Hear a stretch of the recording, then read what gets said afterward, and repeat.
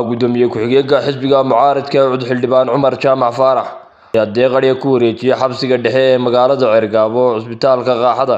iyo waliba cusbitaalka Maanka ee degmada Ceergaabo waxaana halkaasi kaga gudoomay taliyaha xabsiga dhexe ee degmada Ceergaabo maamulaha cusbitaalka Tiibeyda iyo agaasimaha cusbitaalka Maanka ee degmada Ceergaabo ujeedkan ayaa ahaa kadib markii xisbiga uu maalintiisii ololaha u bedelay qaybinta deeq xoolaha baan ugu mahadnaqaynaa xisbiga ucud oo isagu barnaamijkiisii u bedelay inuu sadaqad bixiyo halkana noogu keenay xildhibaan Cumar 6 neef gudoomiye ku-xigeenka xisbiga ucud oo aanu ka gudoonay taasaanu u gudoonay maxaabiista halka ku xidhan iyo ciidankaba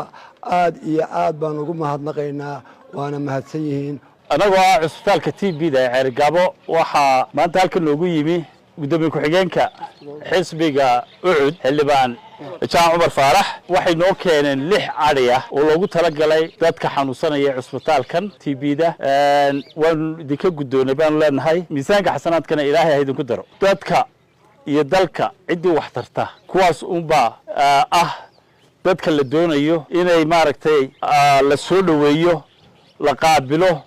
qof hadal wada aan wax tar lahayn waxa ma taro laakiin dadka waliba ku wada jilicsan sida kuwa Tiibeyda kuwa dhimirka jeelasha kuwa ku jira dadka wax u taraya dadkaasaan anagu soo dhaweynaynaa dadkaasaan la shaqeynaynaa kuwaasaan u duceynaynaa marka waxaan leenahay ajar iyo xasanaad Ilaahay ha idinku daro xildhibaan waa dadaalaysaan halka ka sii wada deewan wada shaqeynaa insha Allah hadii Allah ka dhigo maanta taariikhdu tahay 23kii bishii tobnaad 2024 waxaan ku sugannahay cusbitaalka Maanka ee magaalada Ceergaabo waxaan kan ugu soo booqday gudoomiye ku-xigeenka koowaad ee xisbiga ucud maanta ku beegnayd maalintii ololaha ee xisbiga ucud ay u bedeleen inay maalintoodii khayr u bedelaan cusbitaalkan ugu soo booqdeen waxay noo keeneen xoolaha nool runtii waxaan aad uga mahadcelinaynaa gudoomiyaha aad buu mahadsan yahay inay nagu soo booqdeen cusbitaalkii inay soo gaarsiiyeen xoolo dadka ku xareysan cusbitaalka Maanka ee Ceergaabo ay baahi weyn u qabeen waxaan leenahay Ilaahay idinka jazaasiyo meesha ka soo saarteen Ilaahay bedel khayr qaba idinka siiyo hawsha wanaagsan ee khayrigaana waxaan leenahay Ilaahay ha idinku guuleeyo hawsha wadaan sidoo kale wuxuu tagay isaan warka cusbitaalka Tiibeyda cusbitaalka Maanka ee Ceergaabo jeelka weyn ee magaalada Ceergaabo inta wax ku jira waa dad dhiban oo u baahan in la garab galo in aanu dabaaldegayga u bedelay in aanu sadaqa jaariya dadka ugu baahida badan shacbigeena aanu gaarsiino meelaha aanu gaarsiinay waxa kamid ah jeelka dad masaakiin ku xiran yihiin cusbitaalka Tiibeyda iyo cusbitaalka dhimirka oo aynu hadda joogno ariga aanu saaka qaybinay waxay ahaayeen 22 6 waxaanu siinay jeelka 6na waxaanu siinay cusbitaalka Tiibeyda halkan oo aynu joogno cusbitaalka dhimirkaana waxaanu siinay 8 labana hawladan ee xisbiga ayaanu iyagana siinay waxaan rajaynayaa shacbiga Soomaaliland ugu baaqaynaa inay barbar istaagaan oo codkooda siiyaan xisbiga daryeelka iyo cadaaladda waxaan rajaynayaa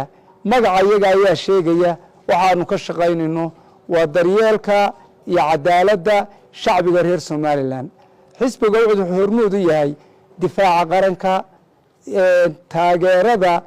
iyo daryeelka danyarta reer Soomaaliland taasoo aad aragtaan maanta inaanu wax siinay dadkii ugu liitay ee aan cidina eegayn sidaa darteed baanu shacabka reer Soomaaliland leenahay garabkiinaanu taagnaanaynaa baahiyihiina ayaanu ka bilaabaynaa taasaasiga cidda ugu baahida badan ee ay dadkani ka mid yihiin dadka reer miyiga baa ka mid aan rabno daryeelka xoolahooda iyo caafimaadkooda in loo hagaajo waxbarashadaan wax ka qabanaynaa caafimaadka ayaanu gacan weyn ka geysanaynaa haddii Ilaahay ka dhigo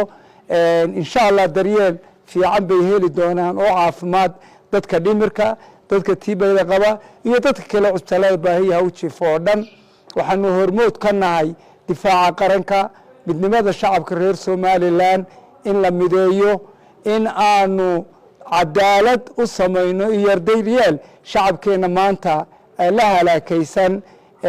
dhibaatooyinka badanina ka haystaan noloshii daruuriga ahayd ee sicir barar dilay noloshii adeegooda dhan aan haysan maanta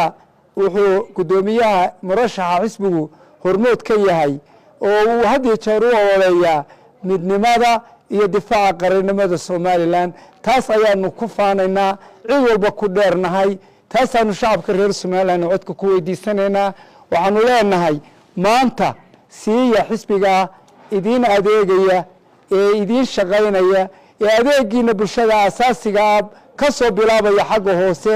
ee aanan dadka dabaqaadka sare u haysta annagu aanan higsanayn oo aanay taargetkayga ahayn taargetkayga waxaa weeye dadka saboolka ah ee liita ee shacbiga somalilan dadka middle lifeka nolosha dhexe ku jira inaanu kor u qaadno dadka waxhaystana allaha u barakeeyo iyagana waanu sii siyaadin doonaa haddii alla ka dhigo sidaas baanu idinku weydiisananaa codkayaga maanta waxaanu u bedelay meel kasta oo gobollada waddanka oo dhan in sidaas sadaqo loo bixiyo meelaha ugu baahiyaha badan la gaadhsiiyo meel walbana way ka socotaa shacbiga reer somalilan waxaan ugu baaqayaa inay codkoodana siiyaan nabad inay ku codeeyaan in ilaahay doorasho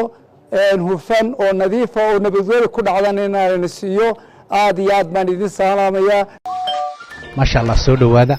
la jaanqaad shirkadda telesom maxmil waxay kuu diyaarisay adeegga internetka ay fiber optiga kaasoo xawaarihiisu kala go' lahayn waa guji waa ishaa biligteeda intuu soo gudlanayo hadalba gam hagarle ii ku isticmaal social midiyaha kuna daawo wararka cayaaraha iyo online geemiska haddaba maxmil soo gasho gurigaaga xafiiskaaga iyo goobtaada shaqo fadlan nagala soo xidhiidh nambarka gaaban 121 tijaabi nasiibkaaga oo ka qayb qaado qiimo dhimista ballaaran ee shirkadda Bluecom ugu talagashay macaamiisheeda cusub sanadkan